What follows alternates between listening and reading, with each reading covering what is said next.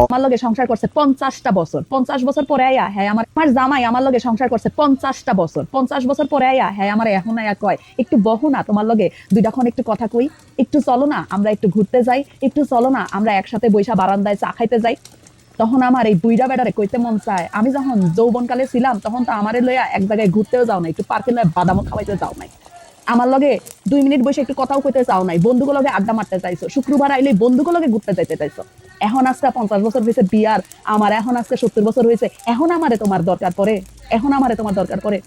যৌবনের সময় তো পারি কইরা দিছি, যৌবনের সময় তো নিজের সমস্ত আল্লাহ সমস্ত শক্তি দিয়া এই সংসারটারে গুছাইছি, যখন দরকার আছিল তোমারে তখন তুমি আমার আপনা আছিল না, এখন তোমারে আমার দরকার নেই, এখন আমার পোলামাইয়া হয়েছে নাতি নাতুর হয়েছে, এগরে লিয়েই তো আমার জীবন হয়ে গেছে, এগরে দিয়েই তো আমার সংসার হয়ে গেছে,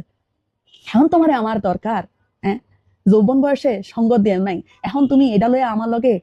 যুদ্ধ করো যায়, আমি তোমার কিল্লিগা এখন সময় দেই না,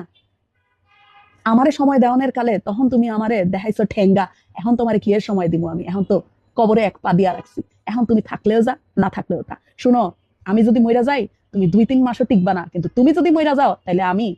4-5 বছর আল্লাহ যদি বাঁচায় রাখে টিকুম, কিল্লিগা জানো? কারণ তোমারে আমি অনেক আদর কইরা পালছি, অনেক আদর কইরা তোমারে আমি খাওয়াইছি, অনেক আদর কইরা তোমারে আমি রাখছি, কিন্তু তুমি আমার কোনো আদর দাও নাই, আমি নিজে নিজেই এত বড় হয়েছি।